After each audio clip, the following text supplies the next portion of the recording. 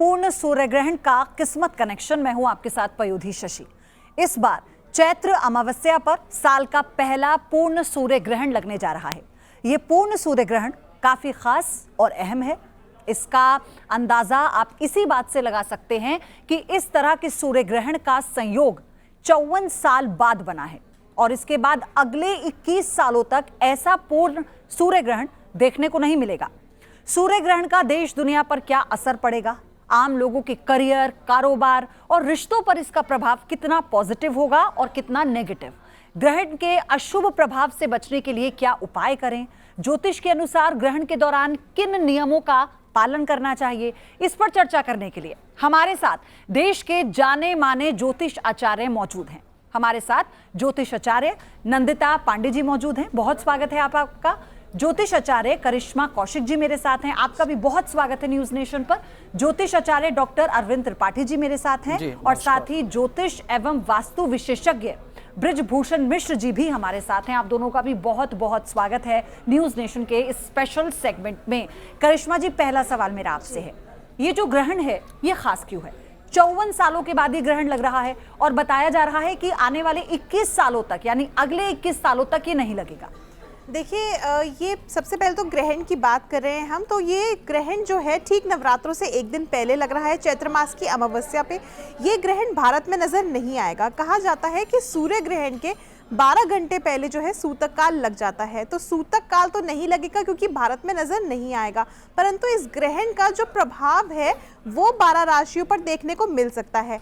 अब ये ग्रहण खास क्यों है? ये ग्रहण 54 वर्ष बाद लग रहा है। लास्ट हमने जो ये ग्रहण ऐसा देखा था ये 1971 में देखा था। ये ग्रहण जो लग रहा है मीन राशि और रेवती नक्षत्र में लग रहा है। तो मीन राशि के जातकों को और खासतौर से जिन जातकों ने रेवती नक्षत्र में जन्म लिया है उन लोगों को सावधान रहने की जरूरत है।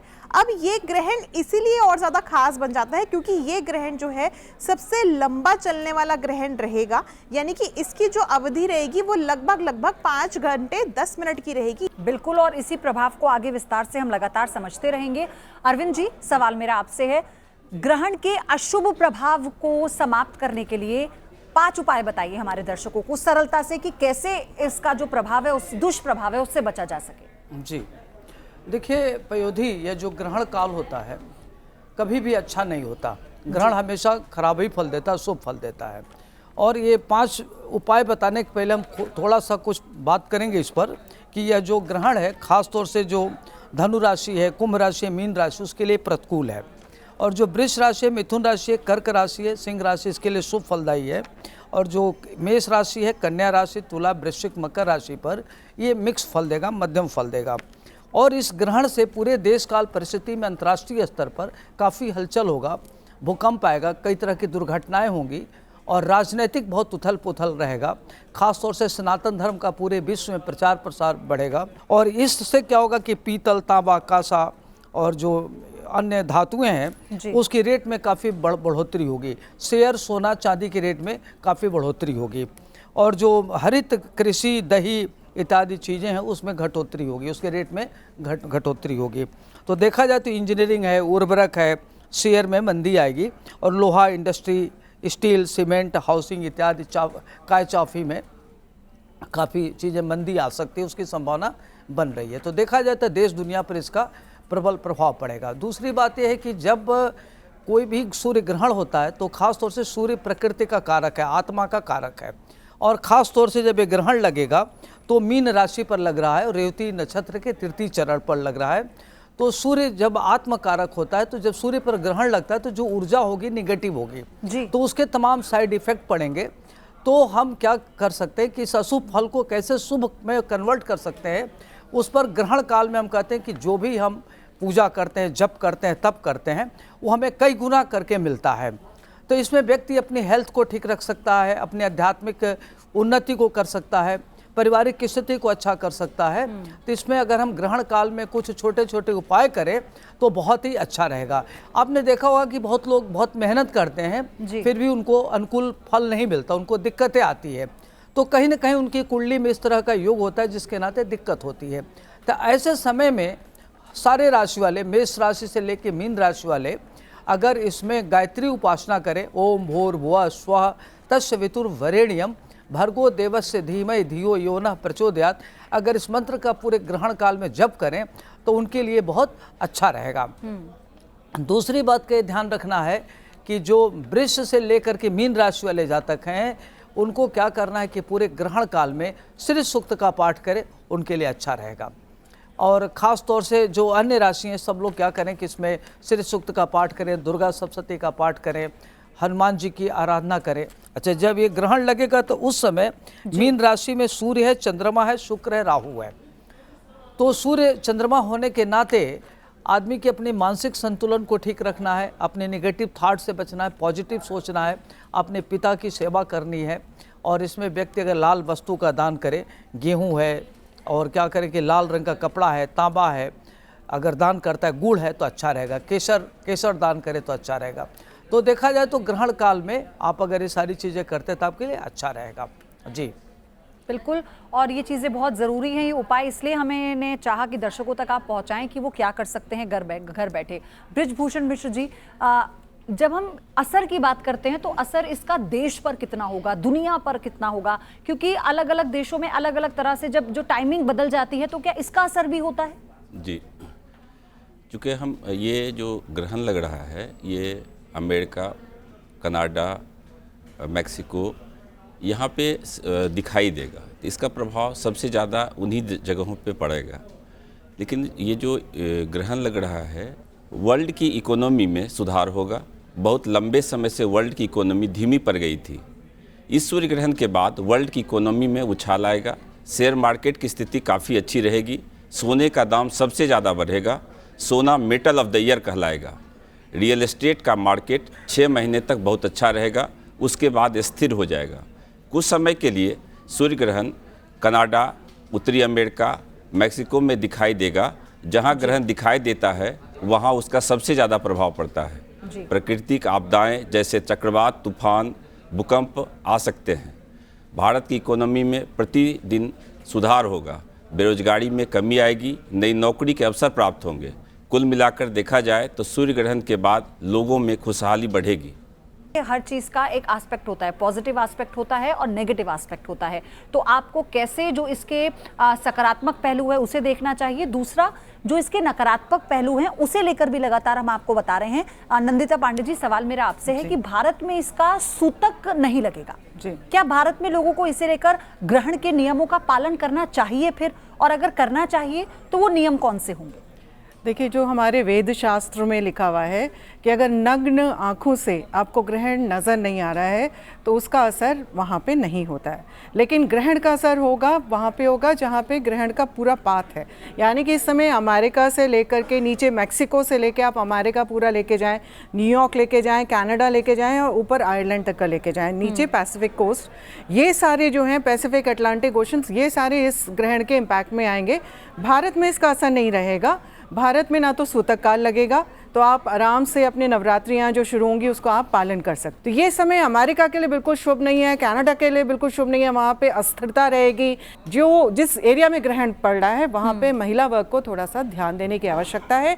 और ग्रहण का जो सबसे उत्तम स्थान होता है वो होता है सप्तनाजा का दान। आप सप्तनाजा का दान करें, बहुत शुभ रहता है। और ग्रहण के सकारात्मक भी बहुत सारे प्रभाव होते हैं। पर्सनली तो आई वेट फॉर ग्रहण की आए, क्योंकि उस समय अगर आप मेडिटेशन करते हैं, ध्यान करते हैं, आप पूजा अर्चना करते हैं, कोई मंत्र सिद्ध करते हैं, रुद्राक्ष धारण करते हैं, सबसे उत्तम समय इस समय ग्रहण का समय होता है। आप इंडिया में भी हैं, कहीं ना कहीं थोड़ा सा एक एनर्जी वेस्ट तो रहती है, आप उस समय ध्यान करिए। और रात्रि का समय, रात्रि के समय में जब आप मंत्र सिद्ध करने की कोशिश करते हैं तो उसका कई गुना फल आपको मिलता है, आपकी माला सिद्ध हो जाती है। और जैसे पंडित जी बता रहे थे, गुड़ का दान करें, है ना, सूर्य की आराधना करें, ओम घृणी आदित्याय नमः या ओम अदिति पुत्राय नमः। जब माँ का स्मरण करते हैं साथ में, क्योंकि ग्रहण पड़ रहा है, अमावस्या को पड़ रहा है, सूर्य चंद्रमा साथ है, तो बहुत उत्तम रहता है। और ओम अदिति पुत्राय नमः का आप जप करें, आप देखेंगे कि आपके जो भी कष्ट है वो आपके कष्टों से आपको निवारण मिल जाएगा। करिश्मा जी, नंदिता जी ने जिस बात का जिक्र किया कि महिला वर्ग को बहुत सावधान रहने की ज़रूरत है और बहुत सारी चीज़ों का पालन भी करने की ज़रूरत है, तो उसके बारे में बताइए, महिलाओं को लेकर इसका क्या प्रभाव है महिलाओं पर और किस तरह का पालन उन्हें करना चाहिए? देखिए, ग्रहण का प्रभाव वैसे तो अगर देखा जाए तो सभी पे रहता है। भारत में नहीं लग रहा है, मगर इसका मतलब ये नहीं है कि प्रभाव नहीं पड़ेगा। तो जो लोग इस चीज़ को लेकर के बिल्कुल निश्चिंत बैठे हुए हैं कि ग्रहण लग रहा है और हम पे इसका कुछ नहीं होने वाला, तो ऐसा नहीं है, क्योंकि जब भी ग्रहण लगता है तो सौर मंडल में लगता है और इसका ज़ोडिएक बेल्ट पे ज़रूर असर पड़ता है, जिसका प्रभाव 12 राशियों पर, नक्षत्रों पर 27 ज़रूर देखा जाता है। तो महिला हो चाहे पुरुष हो, इसका प्रभाव ज़रूर सब पे ही देखा जाएगा। मगर इस समय पे अगर हम कहें कि किस तरह से इसका प्रभाव देखा जा सकता है, तो सबसे ज़्यादा जहाँ पर ये जिन जगहों पर दिख रहा है ग्रहण, वहाँ पर सबसे अधिक प्रभाव पड़ेगा। और कहीं ना कहीं इंटरकनेक्टिविटी तो पूरे ही हर एक कंट्री की किसी ना किसी से होती है, तो कहीं ना कहीं इसका प्रभाव इंडिया पर भी इसीलिए देखा जा सकता है। बिल्कुल। और अरविंद जी, जैसा आपने पहले बताया, वो 5 उपाय जो लोगों को करने चाहिए इस ग्रहण के समय पर, सबसे बड़ी बात यह है कि अभी भी कहा जाता है कि हालांकि इसका असर, जैसा आप लोग बता रहे हैं कि भारत पर हम कम देखेंगे, लेकिन कुछ चीजें ऐसी हैं जिस पर बहुत ज्यादा असर होगा। तो बच्चे हैं, बुजुर्ग हैं, और अगर मैं घर में पूजा पद्धति की बात करूं इस दौरान, तो वो कैसे की जाए, वो बहुत महत्वपूर्ण होती है। क्योंकि हम सुनते हैं बड़ों से कि ये मत खाओ, वो मत खाओ, या फिर इस चीज का बचाव करो, यहाँ मत जाओ, इस दिशा में मत जाओ। इस बारे में भी बताइए। जी, देखिए पयोधी, जो ग्रहण काल होता है, तो ग्रहण काल में जो अल्ट्रावायलेट रेज निकलती है, जो कि सूर्य पर लग रहा है, साथ में चंद्रमा भी है, बुध भी है, शुक्र भी है, तो वो जो समय होता है उसमें निगेटिव ऊर्जा आती है, तो जिसके नाते निगेटिव प्रभाव पड़ता है, पूरा वातावरण दूषित हो जाता है। तो खास तौर से जो घरों में खाना इत्यादि होता है उस पर उसका गलत असर पड़ता है। अगर उसको नेकेड आई से देखा जाए तो नुकसान होता है। लेकिन ये सब बातें बताने के पूर्व हम ये बताएंगे कि जो सूर्य है, पूरे यूनिवर्स का एक ही सूर्य है।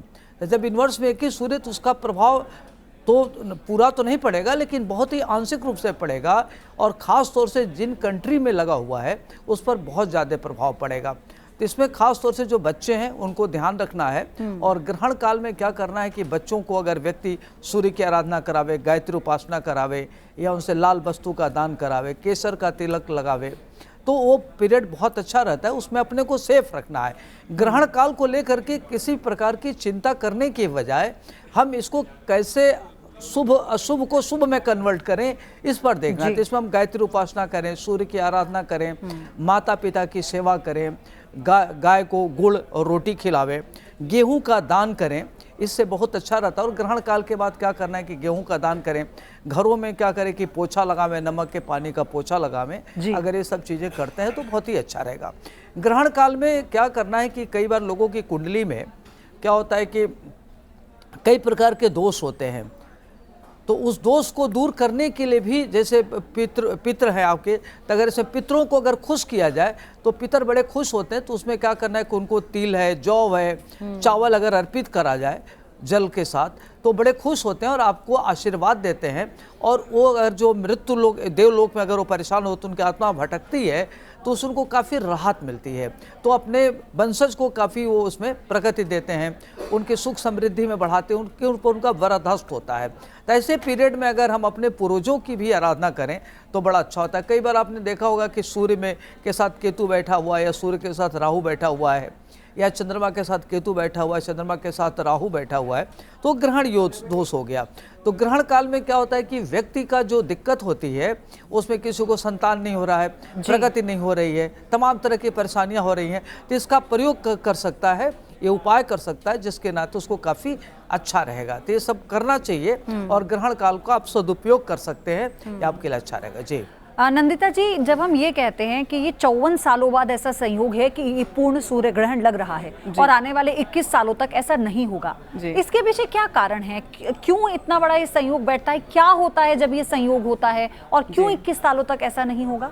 देखिए, अर्थ का अगर आप वो देखें तो अर्थ थोड़ा सा टिल्टेड है 23 डिग्रीज में, तभी हम जो हमारा जो वैदिक ज्योतिष है वो अयनमांश को कैलकुलेट करके करता है। अर्थ वॉबल कर रहा है, और जो इसका एक साइकिल है उसके चारों तरफ मून का साइकिल है, एंड राहु और केतु के नोट से ग्रहण बनता है। तो ऐसा जो बोलते हैं अभी जो 21 साल बाद आएगा, तो वहाँ पे बिकॉज जब तक वो पाथ क्रॉस नहीं करेगा, जब पाथ क्रॉस हो मतलब कि जब तक चंद्रमा पूर्ण रूप से धरती और सूर्य के बीच में नहीं आएगा और वो सूर्य को बिल्कुल एक ग्रसित नहीं करेगा, तो वो पूर्ण सूर्य ग्रहण नहीं होगा। एक आंशिक या एनुलर सोलर एक्लिप्सेस हो सकते हैं, लेकिन ये ऐसे चांसेस, हाँ, रेयरिटी रहती है टोटल सोलर एक्लिप्स की। ब्रिजभूषण जी, जब हम किसी भी ग्रहण के बारे में बात करते हैं तो उसमें जहन में ये भी होता है कि हम देश दुनिया पर इसका असर कैसे देख रहे हैं, आपने जैसे पहले जिक्र किया। लेकिन हमने हाल ही के दिनों में देखा है जो क्लाइमेट चेंज के चैलेंज हमने देखे हैं देश में विदेशों में, और हमने जब भूकंप को लेकर जो हम आंकड़े देख रहे हैं उसमें जो ये बदलाव देख रहे हैं, ज्योग्राफिकल चेंजेस देख रहे हैं, ये कितना असर होता है इसका? इसका होता है चूँकि सूर्य और चंद्रमा जब ग्रहण लगता है जिसका प्रभाव पड़ता है, ग्रहण का प्रभाव देश पे 3 महीने से 6 महीने तक पड़ता है और राशियों पे इसका प्रभाव 15 दिन से 1 महीने तक पड़ता है। तो जब ये ग्रहण लगता है तो वो कौन से नक्षत्र में लग रहा है, किस राशि में लग रहा है, उसके हिसाब से उसका प्रभाव पड़ता है। और कौन से देश पे, जिस देश पे ये ग्रहण लगता है, जो जहाँ से दिखाई देता है उस देश पे इसका ज़्यादा प्रभाव पड़ता है। इसमें दोनों तरह की चीज़ें होती है कि कोई किसी के देश के लिए अच्छा होता है, किसी के लिए बुरा होता है। ग्रहण का मतलब ये नहीं है कि ऑलवेज मतलब बुरा ही होगा, क्योंकि वो कहाँ पे है, सब देश की कुंडली अलग अलग होती है, कौन से लग्न की कौन से देश की कुंडली है।